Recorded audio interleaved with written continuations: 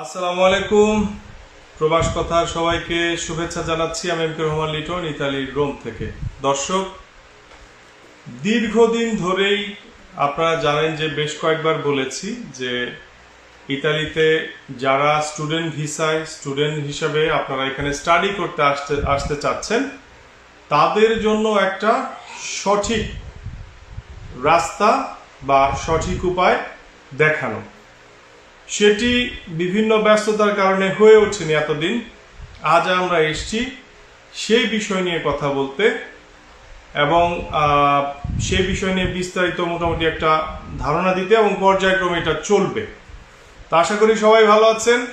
আমার সাথে আজ যিনি উপস্থিত আছেন, আমার অত্যন্ত স্নেহের ছোট ভাই সোহেল মিয়াজি, যিনি রোম শহরের লা সাপিয়েন্সা বিশ্ববিদ্যালয়ে অধ্যয়নরত। সোহেল, তোমাকে প্রবাস কথায় স্বাগতম। ধন্যবাদ লিটন ভাই, আপনাকেও আমাকে প্রবাস কথায় সুযোগ করে দেওয়ার জন্য। আসসালামু আলাইকুম সবাইকে। আসলে লিটন ভাই আমার খুবই বড় একজন সম্মানিত বড় ভাই এবং খুবই মিতার আদরের এবং আমার খুবই সম্মানের একজন বড় ভাই। সো ভাইয়ের কথার মাধ্যমে বা বিভিন্ন ইনফরমেশন শেয়ার করার কারণে তো আজকে আমার এই জায়গায় আসা। জাস্ট আমি চেষ্টা করব আপনাদেরকে ইতালিতে কিভাবে খুব সহজভাবে নিজের চেষ্টায় কোনো এজেন্সি বা কোনো থার্ড পার্টি সাহায্য ছাড়া নিজে নিজেই প্রসেসিং করে ইতালিতে আসা যায়, সেই বিষয়ে আমি বিস্তারিত আপনাদেরকে এই প্রবাস কথার মাধ্যমে তুলে ধরবো পর্যায়ক্রমে। আজকে জাস্ট আমি বেসিক আইডিয়াটা আপনাদের দেওয়ার চেষ্টা করব। আচ্ছা সোহেল, তাহলে আমার যে প্রথম প্রশ্ন, ধরো ইটালিতে অনেকেই স্টুডেন্ট হিসাবে আসতে চাচ্ছে, তাদের জন্য আমার তো সেই 2004 থেকে 7, এখন তো অনেক কিছু পরিবর্তন হয়েছে, সেই সুবাদে এখন কি কি রিকোয়ারমেন্টস লাগে যদি কেউ বাংলাদেশ থেকে স্টুডেন্ট যদি ইতালিতে স্টাডি করার জন্য আসে, তার প্রথম এবং মেইন রিকোয়ারমেন্টসটা কি? ধন্যবাদ ভাই। প্রথম যেটা একদম বেসিক যেটা রিকোয়ারমেন্ট, মিনিমাম একটা স্টুডেন্টকে Bangladesh, Pakistan, India, all over the world আসতে হলে তাকে মিনিমাম, যদি কেউ গ্রাজুয়েশন করতে আসে যেটা ব্যাচেলর বলে, তাহলে তাকে মিনিমাম এইচএসসি কমপ্লিট করতে হবে, বা যেটাকে আমরা অর্থাৎ 12 ক্লাস কমপ্লিট করতে হবে আসার জন্য এটা। আর কেউ মাস্টার্স করতে হলে মিনিমাম 15 ক্লাস, মানে 15 ক্লাস বা 15 বছর অধ্যয়নরত থাকতে হবে, তাহলে সে অবশ্যই মাস্টার্স করতে ইতালিতে আসতে পারবে। আর আরেকটা বেসিক যেটা লাগবে, অবশ্যই তাকে আইএলটিএস থাকতে হবে, আইএলটিএস অর টোফেল। এনাদার যেমন ডুইলিঙ্গ, পিটিএ এগুলো অ্যাকসেপ্টেবল না ইতালিতে, শুধু টোফেল অ্যান্ড আইএলটিএস অ্যাকসেপ্ট করে, এবং মিনিমাম স্কোর হচ্ছে 6 থাকতে হবে। দর্শক, এই বিষয়টি আপনারা নোট করতে পারেন যে শুধুমাত্র ইতালিতে আপনাদের শুধু আইএলস আর টোফেল, এছাড়া অন্য কোনোটা অ্যাকসেপ্ট করে না। আর মিনিমাম স্কোর থাকতে হবে কত বলতে? মিনিমাম 6। হ্যাঁ বলো। আর যে প্রাথমিক যে কাজগুলি থাকে আমাদের নর্মালি প্রত্যেকটা স্টুডেন্টের অবশ্যই তার সার্টিফিকেট, মার্কশিট থাকতে হবে ব্যাচেলর করার জন্য, এবং অনার্স অবস্থায় থাকলে তার অবশ্যই ট্রান্সক্রিপ্ট, যেটা আমাদের বাংলাদেশের সবচেয়ে বড় একটা ব্যর্থতা, সেটা হচ্ছে আমাদের যারা জাতীয় বিশ্ববিদ্যালয় থেকে আমরা অনার্স কমপ্লিট করছি তাদের কিন্তু নর্মালি ট্রান্সক্রিপ্টটা দেওয়া হয় না, সবাইকে মার্কশিট দেয়। এবং ট্রান্সক্রিপ্ট এবং মার্কশিটের পার্থক্যটা আমাদের দেশের স্টুডেন্টরা ম্যাক্সিমামই বোঝে না। বিষয়টা হচ্ছে এমন, মার্কশিটটা হচ্ছে জাস্ট আমাদের বাংলাদেশের শিক্ষা ব্যবস্থাটা এমনভাবে করা যে শুধু সাবজেক্টের কোড এবং নাম্বারটা দেওয়া থাকে, কিন্তু ইউরোপিয়ান বা পৃথিবীর অন্যান্য দেশে যখন আমরা অধ্যয়ন করতে আসি বা আসতে চাই, সেই ক্ষেত্রে প্রবলেমটা হয় কি, যেমন ইউনিভার্সিটিতে অ্যাপ্লাই করলে তারা মার্কশিটটা দেখলে কিছুই বোঝে না। তো সেই ক্ষেত্রে আমি সবাইকে রিকোয়েস্ট করবো লিটন ভাইয়ের মাধ্যমে যে আপনারা অবশ্যই সবাই ট্রান্সক্রিপ্টটা উঠাবেন, যেটা আমি এই গত সেমিস্টারে ফেস করছি আমার কিছু রিলেটিভের অ্যাপ্লাই করার ক্ষেত্রে, যেটা ট্রান্সক্রিপ্ট এবং মার্কশিটের পার্থক্যটা তারা বোঝে না। ভাই মার্কশিট তো আমার কাছে আছে, বাট মার্কশিট এবং ট্রান্সক্রিপ্টের দুইটা টোটালি ডিফারেন্স। মার্কশিটটা হচ্ছে আপনার সাবজেক্টে কোড থাকবে আর হচ্ছে নাম্বারটা থাকবে, যেটা আসলে বিদেশের শিক্ষা যে প্রতিষ্ঠানগুলো তারা এটা বোঝে না। আর ট্রান্সক্রিপ্টটা হচ্ছে প্রত্যেকটা সাবজেক্টের ইন্ডিভিজুয়াল নাম লেখা থাকবে, for example Bangla, English, physics, chemistry, biology লেখা থাকবে, পাশাপাশি নাম্বারটা। সো এই জিনিসটা সবাই অবশ্যই খেয়াল রাখবেন। লিটনের মাধ্যমে বলার উদ্দেশ্য হচ্ছে এইটাই, কারণ যেহেতু এটা খুব একটা পপুলার পেজ এবং সবাই এটা ফলো করে, সো আপনারা চেষ্টা করবেন এই জিনিসটা মাথায় ভালোভাবে ঢুকিয়ে নেওয়ার জন্য। আমি যখন গত সেমিস্টারে অনেক স্টুডেন্টকে অ্যাডভাইস দিই, তখন এই জিনিসটা অনেক প্রবলেম ফেস করতে হয়েছে ট্রান্সক্রিপ্ট এবং মার্কশিটটা নিয়ে। আচ্ছা, যাই হোক, এটা ফার্স্ট কাজগুলি হচ্ছে কি বাংলাদেশে আসার জন্য। যদি কোনো স্টুডেন্ট ব্যাচেলর করতে আসে, তাকে অবশ্যই তার সার্টিফিকেট, মার্কশিট, তার যে বোর্ড, ফর এক্সাম্পল কেউ ঢাকা হলে ঢাকা, কুমিল্লা হলে কুমিল্লা, যেই বোর্ডে আমাদের বাংলাদেশের 9টা বোর্ড আছে, যাদের বোর্ড থেকে সরাসরি সেটা ভেরিফিকেশন বা অ্যাটাস্টেশন করে নিবে মিনিমাম 3 কপি করে। আর যারা মাস্টার্স করতে আসবে তারা অনার্স পর্যন্ত অ্যাটাস্টেশন করবে তার বোর্ড থেকে। আমি একটু এখানে থামিয়ে দিই তোমাকে, সেটা হচ্ছে যে সার্টিফিকেট গুলো, মার্কশিট, এগুলো যে করে নিয়ে আসবে, এটা যে ট্রান্সক্রিপ্ট করে নিয়ে আসবে, এখন এটা তোমার যদি সার্টিফিকেটটা হয়, সেগুলো সব মানে এই ট্রান্সক্রিপ্টের সিস্টেমটা যদি একটু ভালো করে বলে দাও, না হলে তো বুঝবে না বিস্তারিত যে এটা কিভাবে করবে। যদি জাতীয় বিশ্ববিদ্যালয় আমরা থেকে অনার্স মাস্টার্স আপনারা কমপ্লিট করে থাকেন, এবং তাহলে তাদের ক্ষেত্রে হচ্ছে তারা গাজীপুরের যে বোর্ডটা আছে ন্যাশনাল জাতীয় বিশ্ববিদ্যালয়ের যে প্রধান কার্যালয়, ওই জায়গা থেকে আপনার ট্রান্সক্রিপ্টটা কালেক্ট করতে হবে। সেটার জন্য আপনাকে ব্যাংক ড্রাফট করতে হয়। এটা কি ইংরেজি ভাষায় না ইটালিয়ান ভাষায়? ইংলিশ ভাষায়। ইংলিশ ভাষায় আপনাকে গিয়ে আবেদন করতে হবে। আবেদন করলে আপনাকে ওইটা তারা দিয়ে দিবে। নর্মালি এটা আপনার যে কলেজ, কারণ জাতীয় বিশ্ববিদ্যালয়ের আন্ডারে বাংলাদেশে হাজারখানি কলেজ, হয়তো 2-3 হাজার আছে, তো ওইটা থেকে আসলে নর্মালি দেয়, তারা সবাই মার্কশিটটা দিয়ে দেয়। সেই ক্ষেত্রে আপনি অবশ্যই আপনার গাজীপুরে জাতীয় বিশ্ববিদ্যালয়ের প্রধান কার্যালয় থেকে আপনাকে এই ট্রান্সক্রিপ্টটা কালেক্ট করতে হবে, যেটা ইংলিশে থাকে টোটালি। আরেকটা বিষয় হচ্ছে, যারা আইএলটিএস করতেছেন আলহামদুলিল্লাহ ভালো, পাশাপাশি আরেকটা হচ্ছে মিডিয়া অফ ইনস্ট্রাকশন ইংলিশ সার্টিফিকেটটা কালেক্ট করবেন জাতীয় বিশ্ববিদ্যালয় থেকে। ওইটা আপনাকে ব্যাংক ড্রাফট করতে হবে 614 টাকা, বাংলা টাকা আমি বলতেছি।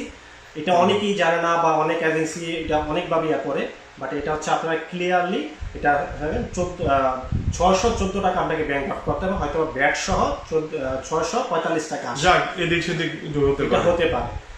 তো এটা হচ্ছে প্রাথমিক কাজগুলি। এবার যেটা হচ্ছে, যে ব্যাচেলর করতে আসবেন তার মেট্রিক এবং ইন্টার সার্টিফিকেট, মার্কশিট আপনার বোর্ড থেকে আপনি ফার্স্ট কাজ হচ্ছে অ্যাটাস্টেশন করাবেন।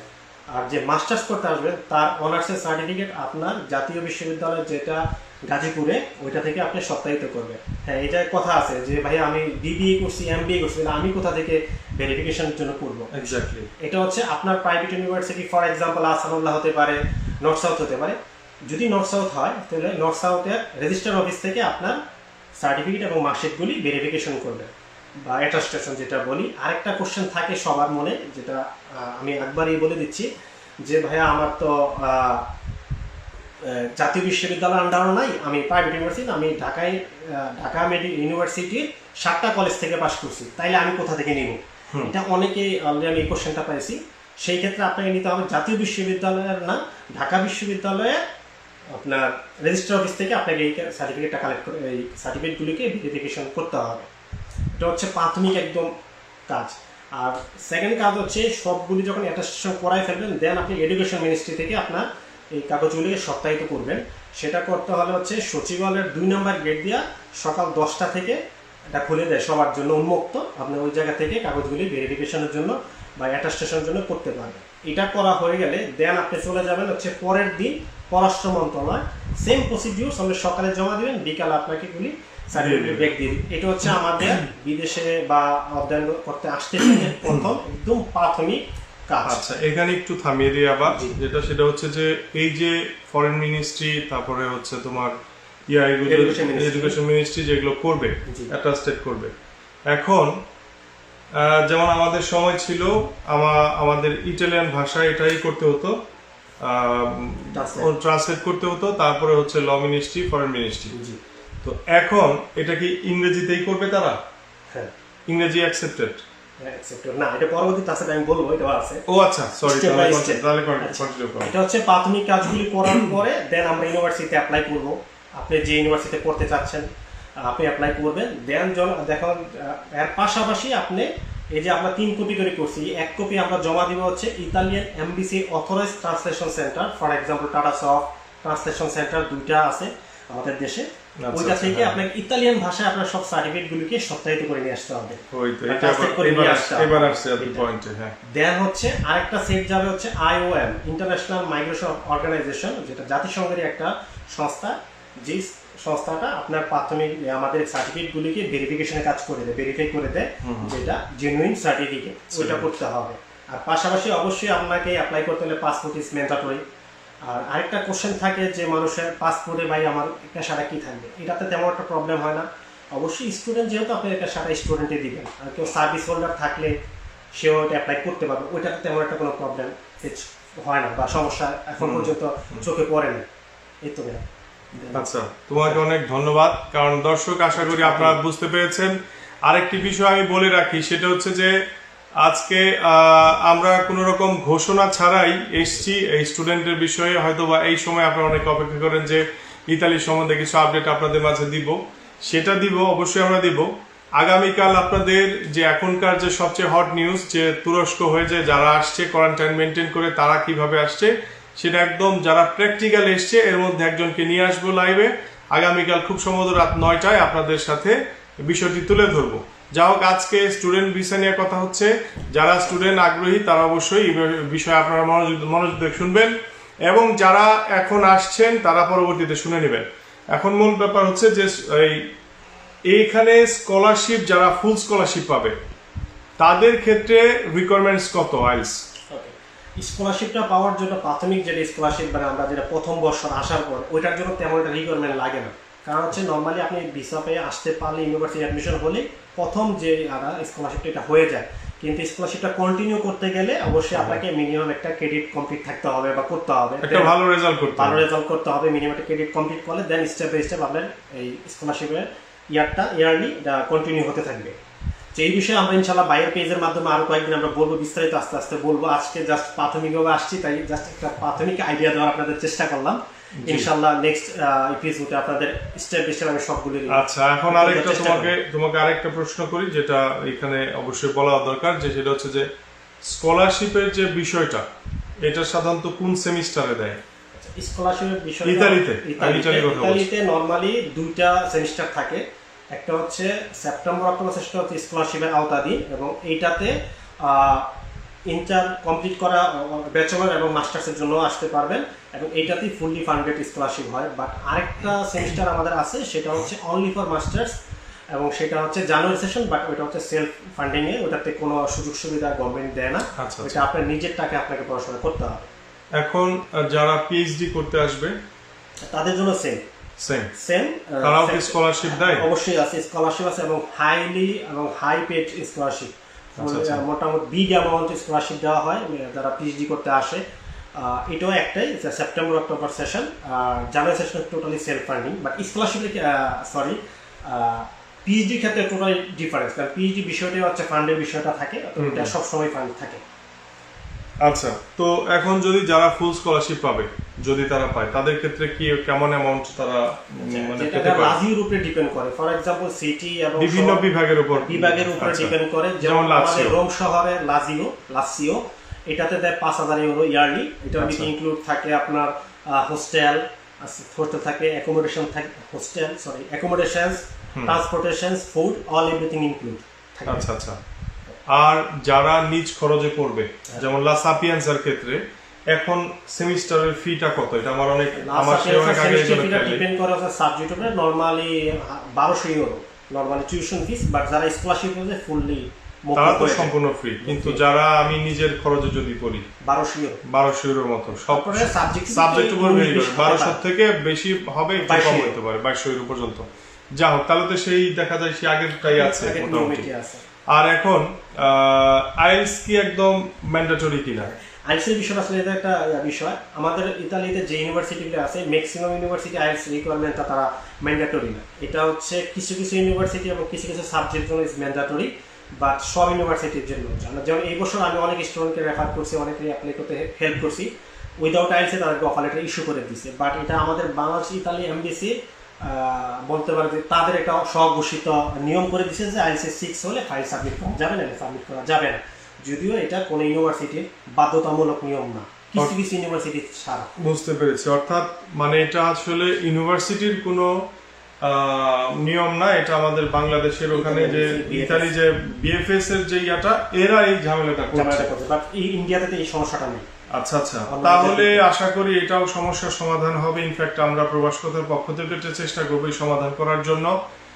আর দর্শক, আমরা আগেই বলেছি আজকে হচ্ছে এটা প্রাথমিক আলোচনা। আপনারা যারা স্টুডেন্ট আছেন, খুব ইজিলি আপনারা যদি ভালো স্টুডেন্ট হন, আপনাদের ফলাফল যদি ভালো থাকে, তাহলে আপনাদের এত কষ্ট করতে হবে না, কোনো দালালের কাছে যেতে হবে না, আপনাদের এই 10 লাখ 12 লাখ টাকা খরচ করতে হবে না, আপনারা খুব স্বল্প খরচে তুমি একটা বিশেষ একটা ধারণা দিয়ে দাও যে কত টাকা সর্বমোট সর্বমোট যদি নিজে নিজে করতে পারেন সর্বোচ্চ হয়তো বা 2-2.5 এরকম যেতে পারে। বাট আপনি যদি একটা অন্য কারো সাহায্য সুবিধা নেন তো সেক্ষেত্রে এটা আসলে ডিপেন্ড করে হচ্ছে সেই প্রতিষ্ঠান আপনার কাছ থেকে কেমন নিচ্ছে।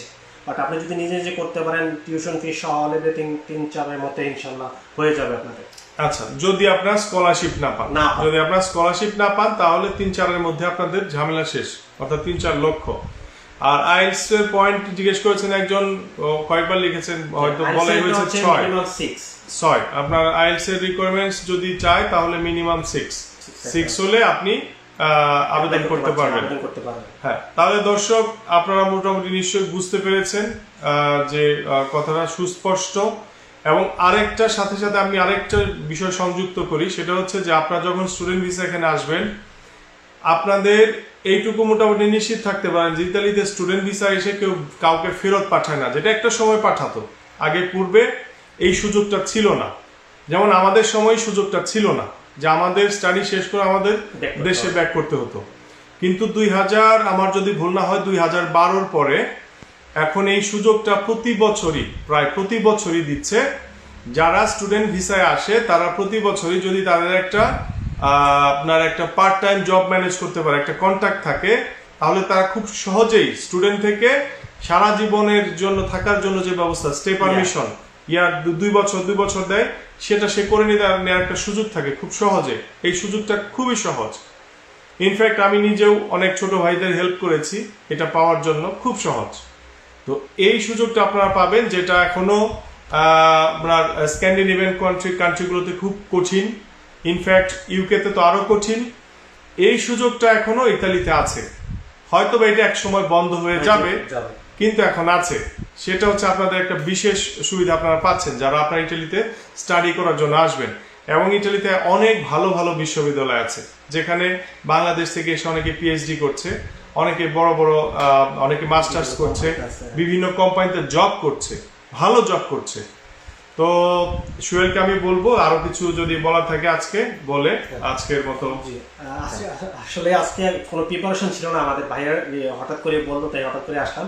ইনশাআল্লাহ নেক্সট উইক আবার লাইভে আসবো বিস্তারিত, এবং আপনাদের যা যা জানার আছে অবশ্যই পেজে কোশ্চেনগুলি করে রাখবেন। ইনশাআল্লাহ আমি পর্যায়ক্রমে সবগুলি কোশ্চেনের অ্যান্সার দিব, যা যা জানার আছে একদম A to Z study purpose ইতালিতে আসার জন্য যত রকম কোশ্চেন, যত রকম স্কিল বা যত রকম আপনাদের জানার আছে আমি সবগুলির অ্যান্সার ইনশাআল্লাহ দেওয়ার চেষ্টা করব। এবং আশা করছি যদি সুস্থ থাকি আগামী সপ্তাহে ইনশাআল্লাহ আবার লাইভে আসবো, আপনাদের মাঝে আবার আসবো। ধন্যবাদ, আসসালামু আলাইকুম। তো দর্শক, এক বোন লিখেছেন যে আমি ম্যারিড, সেক্ষেত্রে কোনো হবে কিনা, এটা বোঝাতে চেয়েছেন।